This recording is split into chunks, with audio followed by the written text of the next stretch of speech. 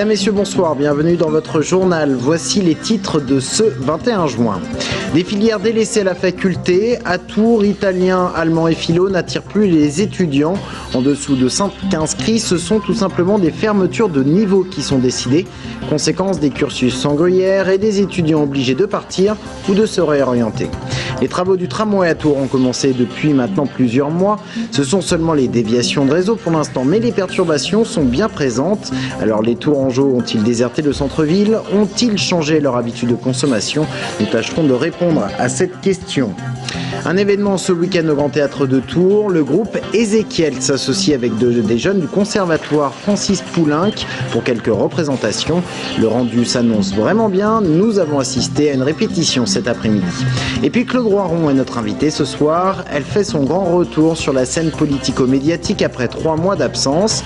L'ancienne présidente du Conseil général garde une liberté de parole. Rendez-vous à la fin de ce journal. À l'université François Rabelais, comme dans d'autres facultés d'ailleurs, certaines filières n'attirent plus les étudiants. Ces filières, ce sont l'italien, l'allemand et la philosophie. En dessous de 5 inscriptions, l'université est obligée de fermer des niveaux. Conséquence, des cursus dont il manque certaines années et des étudiants obligés de migrer ou de se réorienter. Anaïs Michaud et Marie Vivant. Aucune classe de master en allemand et pas de 4e année en philosophie. Certains étudiants des tanneurs vont être amenés à se réorienter ou à changer de fac dès la rentrée. En cause, un manque d'effectifs, notamment en LLCE, la filière lettres, langues et civilisations étrangères. Il y a la licence d'allemand traditionnelle avec le master d'allemand, ce qui conduit assez traditionnellement pour être professeur en lycée ou professeur à l'université. Et là, maintenant, nous avons 34 étudiants sur les 5 ans, donc ça fait évidemment beaucoup moins par an. Et c'est vrai que cette année, le master ne pourra pas ouvrir faute d'étudiants. Faute d'étudiants, oui, mais selon le syndicat national de l'enseignement supérieur, cette situation n'est pas vraiment de leur fait.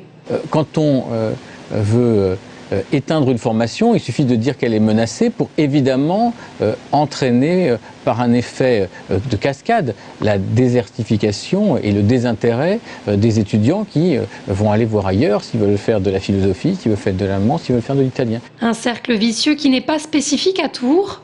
En effet, la filière de philosophie a déjà disparu à Orléans par exemple, les étudiants semblant privilégier des cursus aux débouchés plus variés. C'est vraiment un changement des étudiants qui souhaitent autre chose. Le fait que les langues étrangères appliquées, qui était déjà notre filière la plus nombreuse dans les langues, a encore augmenté de 10%, prouve bien que les étudiants sont intéressés par ça. C'est les étudiants de première année, eux, qui choisissent, et pas après en se disant qu'est-ce qu'on va faire.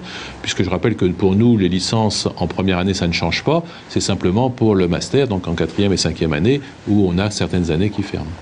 À terme, le risque serait, selon les syndicats, de mettre en péril la pluridisciplinarité qui est aujourd'hui proposée à l'université. Nous ne voulons pas que l'université de Tours devienne uniquement centrée sur quelques filières dites d'excellence, ce qui à la fois serait un appauvrissement pour l'offre de formation et un appauvrissement pour les recherches. Malheureusement, ça va dans le sens des politiques menées par la ministre de l'Enseignement supérieur, à savoir spécialiser les enseignements vers des créneaux dits d'excellence.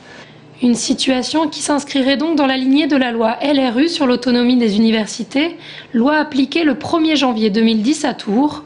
L'italien, l'allemand et la philosophie, des filières pourtant essentielles dans la vallée de la Loire, tournées autour de la culture de la Renaissance.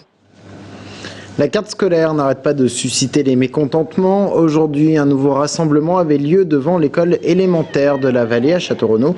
Une trentaine de parents d'élèves et le maire ont tenu à afficher leur opposition à la fermeture d'une classe pour la rentrée prochaine. Fermeture qui pourrait être annulée si et seulement si les effectifs sont assez importants. Dans le cas contraire, les effectifs par classe avoisineraient les 27 élèves. On écoute Michel Cognier, le maire de Château-Renaud. C'est vrai que ça n'avait pas des seuils très très hauts. On n'est pas à 30 élèves ou 40 élèves comme il y a 50 ans, mais on n'est plus il y a 50 ans non plus. On sait très bien qu'on est dans un quartier difficile. Château-Renaud peu de gens le savent, mais il y a 36% de logements sociaux, c'est-à-dire qu'on est sur le podium départemental avec Saint-Pierre-des-Corps et Tours, devant jouer les Tours. Ça paraît anodin, mais il n'empêche qu'on a ces difficultés. Il faut vraiment qu'on s'intéresse à des enfants qui sont en difficulté dans leur famille, en difficulté sociale, et il faut leur fournir tous les atouts pour que c'est là l'enjeu. Propos recueillis par Maxime Kemener. Le centre-ville de Tours est devenu parfois saturé. La raison, ce sont bien sûr les travaux du tramway qui ont commencé. Les conséquences financières sur les commerces sont attendues. Une question ce soir, les clients ont-ils déjà changé leur habitude de consommation?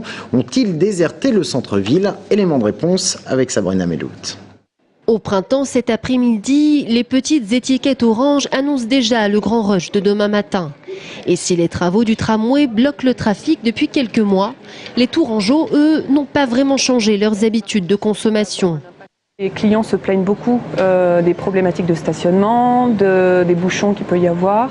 En termes de fréquentation, on constate, mais ça c'est sur la durée, depuis 2 ans, une légère baisse de fréquentation de nos enseignes, nos magasins. Dire que c'est la faute du tramway, je pense que c'est aller un petit peu vite dans les conclusions qu'on peut déjà en tirer. À l'autre bout du centre-ville, à l'heure tranquille, les commerçants ne tiennent pas le même discours. Dans ce restaurant qui fonctionne plutôt bien à l'heure du déjeuner, le personnel a remarqué une légère baisse de fréquentation. L'accès a priori facile dans ce centre commercial, un argument qui n'a pas su faire le poids. Je pense que les travaux du tramway ont un peu gêné la circulation, ce qui rend c'est assez difficile de venir jusqu'à l'heure tranquille. Et c'est vrai qu'on a remarqué qu'il y a une baisse de clientèle, du nombre de clientèle. Donc ça devient, oui, assez difficile avec tous les travaux. Les gens peut-être ont moins envie de sortir jusqu'à l'heure tranquille et ont plus envie de rester dans le centre-ville. Et dans le centre-ville, Jean-Jacques Ebras, président de l'Union commerciale et artisanale de Tours, a anticipé la gêne occasionnée par les travaux. Selon lui, c'est à la pause déjeuner qu'il faut pouvoir satisfaire le client. Et le week-end, le samedi, reste le jour qui rééquilibre le calme de la semaine. Une stratégie vieille de 3 ans, mais qui fait bonne recette en cette période difficile pour les commerçants. On les aide également par de la communication, par un site internet, par le fait qu'on est là, on leur met des opérations en place, on les épaule. C'est vrai que certaines rues sont un petit peu plus touchées que d'autres, certains commerçants sont un peu plus touchés que d'autres, mais il n'est pas question de mettre la clé sous la porte, il faut attendre l'arrivée du tram pour s'éclater véritablement dans nos chiffres.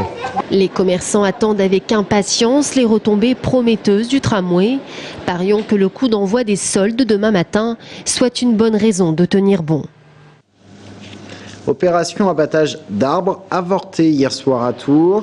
La destruction des platanes du bas de l'avenue Gramont était prévue dans le cadre des travaux du tramway, mais des manifestants du collectif des arbres de Touraine se sont interposés. Les autorités n'avaient pas prévu le dispositif policier qui avait d'ailleurs été mis en place dans le Sanitas pour les mêmes raisons. On écoute un membre du collectif au micro de Sabrina Melout. Bien sûr que le tramway va permettre une circulation, va permettre une écomobilité et d'autres avantages. En revanche, le prix à payer en ce qui concerne le massacre des arbres, 1100 arbres qui sont sacrifiés. Ce tramway, il était parfaitement possible de faire autrement. Il est encore possible de faire autrement, malgré ce qu'on entend derrière nous. Le Grand Théâtre de Tours accueille un événement musical ce week-end. Le groupe tourangeau de dub électro Ezekiel s'associe avec des jeunes du conservatoire Francis Poulenc de Tours. Et le résultat est remarquable de l'avis de Géraldine Cornet-Lavaux qui était sur place aujourd'hui lors des répétitions. Mathieu, c'est que je joue un petit peu plus fort, c'était vraiment loin là. On se refait ça ? 2 ans que le public tourangeau attendait ça. Le groupe Ezekiel se produira vendredi, samedi et dimanche à l'Opéra de Tours. C'est donc l'heure des dernières répétitions. Ils ne seront pas 4 sur scène mais 60. Pour leur concert Naphtaline Orchestra, ils ont fait appel au Conservatoire de Tours. 2 mondes se rencontrent, le classique avec ses partitions exigeantes et Ezekiel, groupe expérimental. Il a fallu un temps d'adaptation pour se comprendre. Toute la complexité, c'est justement de faire vivre cette partition qui est simple, pour faire de la musique, avec du traitement de matière, traitement d'ambiance, tout ça.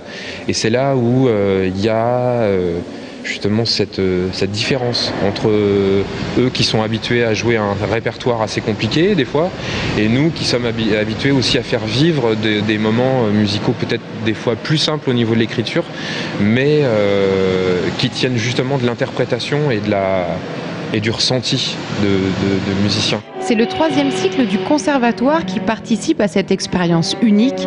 Ils ont entre 15 et 55 ans.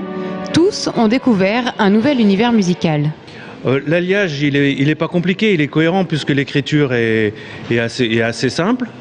Le répertoire en symphonique est quand même beaucoup plus dur. Par contre, c'est beaucoup plus de concentration et c'est beaucoup plus physique. Ça nous ouvre beaucoup vers de nouveaux horizons. Oui, ça nous apprend à travailler en groupe, tout ça. Donc, c'est bien. Une association réussie car le résultat est planant.